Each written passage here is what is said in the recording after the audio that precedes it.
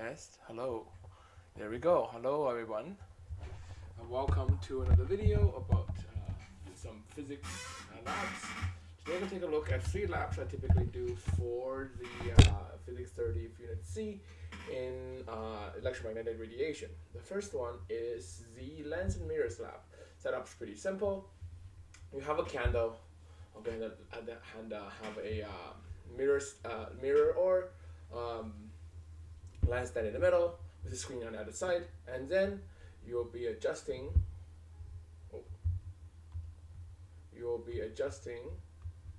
the distance of the object. All right, distance of the object, and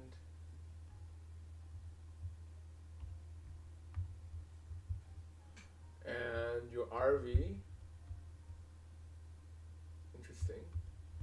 Let me change the link a little bit. There we go. RV is the distance of the image, okay, and simply measure the relationship between them. All right, and of course, candle is going to be dangerous to move. So what I usually do is to move the mirror in the middle. All right. Once you do, you'll notice the theoretical formula is 1 over F is equal to 1 over di plus 1 over do. Be careful. I usually start by making sure that the distance is about 2 times the focal point. You don't know the focal point. That's the purpose of this lab, is to find that focal point. But you can estimate to make sure the image and the object is about the same size. Okay, that's about 2F. And then start from there, go a little bit, get a few data points a little bit closer, so data points a little bit further. Try to avoid anything between F or less than that if you want an image. Of course, you can have you may have put a distance shorter than that. You notice there's no image forming no matter how far you go, and then you can think about why that is happening. You can see how the image actually get larger and larger until it can no longer be focused, and that's what's going to happen. However, for those images that can focus, okay, because of theoretical formula, all right, this is our RV, this is our MV, you notice they are in the denominator. So to actually graph it properly, you have to rearrange to graph it as 1 over F minus 1 over do. Or I guess more appropriately, we should put the X variable in front, which is, I guess, 1 over do plus 1 over F negative 1 over do plus 1 over F. All right, which means, and then this should be our Y variable, this should be our X variable. So we graph, we'll see that if we put 1 over do and 1 over di as our axes, X and Y axes, okay, X and Y axes, you'll notice that the slope will actually be a linear line decreasing like so. If you actually draw a line here, draw a line, I can actually insert a chart in here.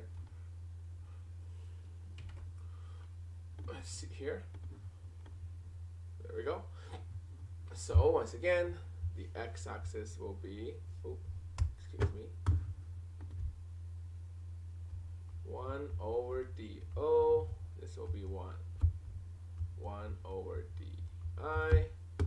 And the graph you'll see will be a graph like this. All right, and the slope, of course, is just negative 1. As you can probably tell, the slope is just negative 1. But what's really interesting here is actually to find the focal point. It's actually the y-intercept. That's 1 over the focal point. So to find the focal length, so find the focal length will be 1 over the slope and account for uncertainties from there. So this is one of those graphs where the y-intercept is really, I wrote slope here, I mean the y-intercept. This is one of those labs where the y-intercept, unlike the slope, is actually much more useful here than the slope, because the rate of change, we know it's going to be negative 1. It's not particularly of interest. However, the y-intercept gives us the focal length of the lens or mirror. Of course, if you have a mirror set up, you would put the mirror behind the object, okay, behind the object. To do to achieve this effect. Note that this lab it will only work for converging lenses and mirrors. The second lab I do is a refraction lab. This picture probably can't tell very much. So what I have here is actually semicircular dish, and I usually put water. Maybe it's acrylic dish of the same shape, but basically this is a dense material, and there's air coming through. Underneath, I actually have a protractor. We have a protractor. Okay, maybe something like that. You can measure the angle.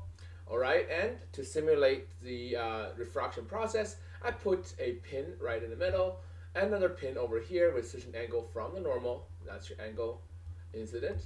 Okay, that's your angle of incident. I can put angle 1. Okay, be careful. When you measure, you're not measuring from the acrylic dish. This one is incorrect. Make sure you're measuring actually from the normal to the dish. So that is going to be the angle of incidence. And when you measure that angle, you want to simulate the refraction by looking from the other side. So basically, what the needle in the middle, right at where the point of intersection, and the mirror right at the second needle form the incident ray as well, and the ray will come. Of course, the light beam will come. The light shines through, so it comes through here, and it'll be refracted. Okay, you'll be refracted. All right. Now, as the refracted ray goes through the semicircular dish, as long as the middle is actually the center of the circle, all right, then this will be a radius. This will be a radius of a circle. This will be r. So it will be perpendicular. Okay, so you're perpendicular to the surface, which means you will come out unrefracted. This will be unrefracted ray. So the whole ray will basically go from. Basically, the ray will simulate. So it's kind of hard to draw on this one note here. Simulate this refraction ray. Oh, come on now. Here, okay. Oh, it's not perfect, but there we go. All right, simulate this refracted ray like so. All right, so that's how the ray is simulated.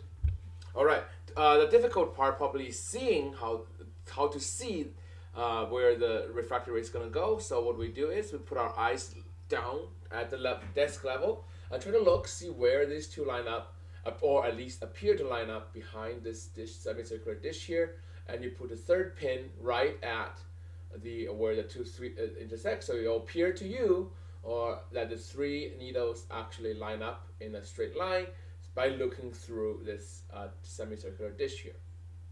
All right, you repeat that for multiple angles, then you're going to measure the angle of incidence, and you're also going to measure this angle of refraction here. All right, so you get a set of data. Okay, set of data. Okay, you need at least 2 or 3 data points to make. Two won't be enough. You need at least 3 data points. Okay, to get anything useful. But ideally, you have 5 or more to get actually data that's actually give you good results. Okay, good results. So what you do is, of course, you all know that Snell's law says that sine theta initial, sine theta refracted is equal to the index refraction over index of the initial. All right, and of course the goal of this is to find the index of refraction for water, and this lab also we can also repeat it for the acrylic dish. Okay, for both. Okay, so this is of course your MV. Of course, you're adjusting the angle of incidence, and we are measuring the angle of refraction. So naturally, we want to isolate the variable associated with that. All right. Now, of course, if you actually just get zeta 2, you'll notice that one, well, n1 is equal to 1. You may assume that 1 is equal to 1 to make things a little bit easier to model. Okay, but even then, you will notice that one is going to give us sine of zeta 1 over n2 times, well, technically, I wrote n over here, but it takes the arc sine of that, right? And then this graph is going to be very, very difficult to draw, and the pattern is hard to find. So naturally, what we want to do is we actually want to graph instead sine zeta 2 as a function of sine theta 1, which is going to be m1 over n2 times sine of theta 1. All right, sine of theta 1. So that means if you draw the graph out, okay, we'll do the same thing. We're going to insert axes here. All right. Now your angle should be less than 90, so you should not have any negative angles. Okay, you should not have any negative angles. But if we actually draw, okay, we actually draw sine of theta 2 as a function of sine of theta 1. All right, we will get a linear graph, right, like so. All right, hopefully it's not surprising then. Okay, not surprising then that the slope here, y equal to mx plus b, the slope, right, the slope, this is x, this is y, the slope is going to be equal to the index refraction number 1 or index refraction number 2. Of course, index refraction number 1 is air. So it follows that N2 for water or acrylic or whatever you're measuring is going to be equal to 1 over the slope. Now, what's really interesting about this lab is instead of, you can actually bypass air completely. If you use the same incident angle, okay, instead of doing it just for water and then do acrylic separately, you do water and acrylic using the exact same angles, okay, then you will notice that we can actually graph, I'll freehand this one, sine of the angle in water and sine of angle in acrylic or whatever, I write acrylic, okay? Because they're completely one-to-one matched up, right? Because they're completely matched up with same incident angle, we can completely match it up. And when we draw it, you'll also notice it's linear, which actually shouldn't be surprised because they're both linear with respect to the angle of air. So they're both proportional to the sine of the angle in air. Of course, therefore, that means these two are proportional to each other. But you might be interested in to know what is the angle, what is the slope here? Well, if you think about it, right? If you think about it, all right, we know sine of the angle in acrylic will be equal to 1 over n of acrylic times sine of the angle in air.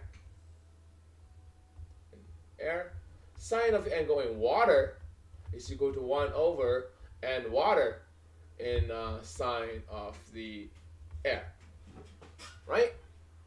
But if we take a slope, right? If you take a slope, if you write one as a function of the other one, if you want, okay, so we can notice we can represent sine theta as nw times sine theta 1. So this becomes, if we combine this together, you get sine of the angle in your acrylic is actually equal to exactly, right? Exactly, well, n of water over n of acrylic times sine of theta in water, which means the slope is still the ratio between the index of refractions, the refractive index, which means it doesn't, the relationship we study in Snell's law does not actually require us to know which one, that the two surfaces we're studying doesn't actually depend on the original, or that like they have to be one's initial, one's refracted. It doesn't actually matter. Okay, all that matters is the light beam, actually same beam, it travels through two different mediums at some point. There could be two completely different mediums, not touching, not even in contact, two different moments in time. Okay, all that matters is same beam of light, that one same beam of light, they will travel, okay, at the angle according to Snell's law on different mediums, because the angle is a property of the material, of the speed, okay, of the refractive index of that medium, and it does not actually depend on whether it's initial, final, whatever. Okay, it's actually entirely a property of the material, not a property of, you know, the experiment itself. Okay, so this is very interesting. So that, remember, these two are related exactly the same as if it's air and water or whatever, even though there's two materials, the light never went through both acrylic and water at the same time, right? That trip never happened. It's acrylic and water, but the relationship still holds because this relationship is dependent entirely only on the material and not on whether one's initial, one's refracted. Doesn't matter. Okay, that does not matter. It's property of the speed. Last one is the most standard lab that you probably do in most high school physics classes, and that is the diffraction lab. Okay, the diffraction lab, very simple. You have a diffraction grating here. Okay, we don't usually use double slits because double slits, the nodes will be very spread out, not hard to measure, and maybe even difficult to see. But diffraction grading makes it much easier to do, and then the relationship still holds. So what this version you would do is we want to test whether Young's double slit experiment, okay, which is wavelength is equal to dx over nl, whether that is a good approximation or not. You will find that most likely it is not a good approximation for diffraction gratings because especially at the scale we're working with, okay, that the angle is much bigger than 10 degrees. However, that's the point. That's why in the lab, okay, but we can test this out, okay. If the little bit more reliable model, d sine theta over n, doesn't quite actually does work a lot better. However, graphing it will be much more difficult, so that's not going to be too well. I mean, you can, instead of using x and l, you can always change your variable. So what we do is our MV is supposed to be adjusting the distance. So this distance over here, the length, distance from the diffraction grating to the screen, and our RV is supposed to be x. Okay, RV is supposed to be x. And of course, you'll find out that we have to use a little bit. We have to use the. We're gonna assume x over l is tangent. Okay, it's the sine of the value, so we're gonna assume that works and calculate. However, we should use it as only the tangent and then use arctan and find the angle. However, then that does make things a little bit difficult in the calculation side. So we're gonna assume we're gonna stick with l and x. All right. When we do that, okay, most of you probably, instead of measuring the angle, I did mention we usually shine lasers through it, and then the form of the node, which you can use a ruler to measure distance between them. All right. Most likely, you would not measure distance x directly, but instead measure the distance between the maxima. Okay. The first order maxima is sure easy to see, but if you can, you may want to use second order maxima. To think about why do we want to measure this distance and divide it by 2, right? And then divide it by 2, rather than measure that x directly from central maximum. Think about what's the benefit of doing that and why that would be giving us a much better and much more accurate results. Not more precise, but definitely not necessarily not more precise, but definitely significantly more accurate. All right. With that being said, so we're gonna jump in and then we're gonna do our graphing. All right. So if we do our graph, right? Now our graph, of course, we're gonna graph x as a function of L. All right. So what's the theoretical relationship we should be expecting? Well, first we will be getting a straight. You will be getting a straight line for sure. Okay, but analyze this. It's actually fairly simple. Okay, so all we have to do is rearrange, isolate for x. When we isolate for x, you'll find x is equal to lambda n over dl. Right?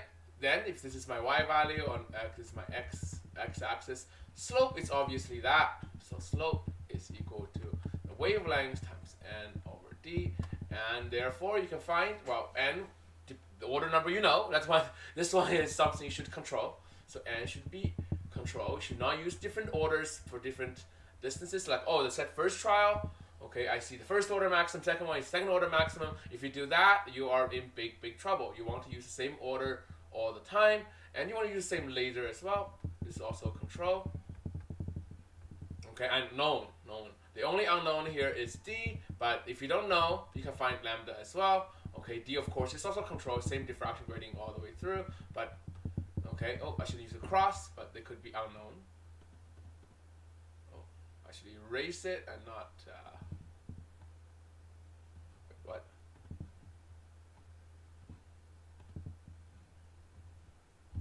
Fine.